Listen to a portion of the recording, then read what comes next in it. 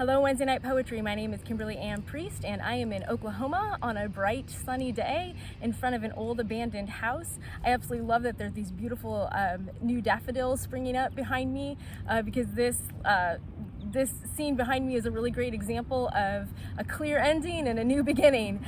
This home is obviously going to need a lot of repair if it's going to see a new beginning itself.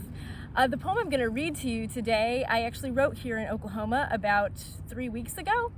And I was reflecting on when I first got married, and the poem is actually titled, I am trying to remember if I married for love. I think that whenever we want to step into a new beginning, we have to look back and reflect on old stories and old mindsets and ask hard questions about, what happened in the past and how can we, what do we want to take from the past into the future?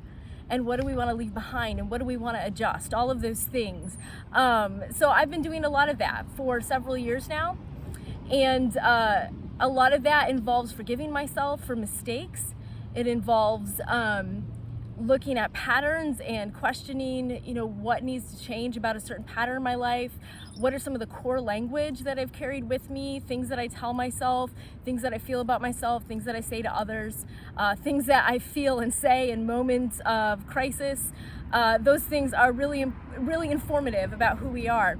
So I've been reflecting on all of this for the last 4 weeks, and this poem was born of that moment of asking the question and realizing that there is something about that new beginning years ago when I first got married that was really valuable to a new experience, something I wanted to carry forward. And that was just the belief that no matter how flawed we are, no matter how much we are perceived to be flawed, we have so much worth, and so much of the things that have been damaged in us can be restored and can be healed and can be loved and can be made into something useful and beautiful. So my marriage ended. It did not have a great ending, but I'm still carrying some of those things from that relationship and that experience forward into whatever newness I encounter from here on out. So here's the poem. It's about an old house right here in Oklahoma. I am trying to remember if I married for love. Long beams are carried in on strong arms, belts fitted with tools, and the Oklahoma sun warming the backs of the heads of workers remodeling the house across the street.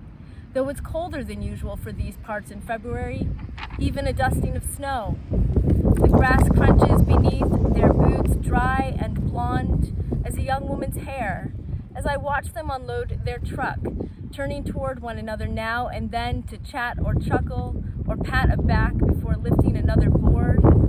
The windows of this home must be original, the same panes of glass it was born with, and I wonder if they will be replaced.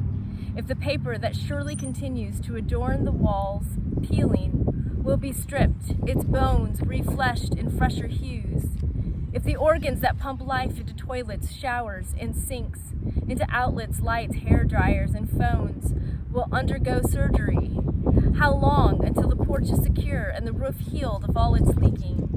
A few bifold doors lean against the home's old siding.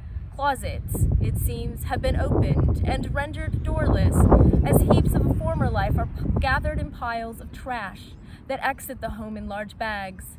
Down the street at the halfway house, men smoke cigarettes, also observing this pageantry with me, perhaps thinking what I am thinking, that someone bought that house with all its imperfections after an assessment.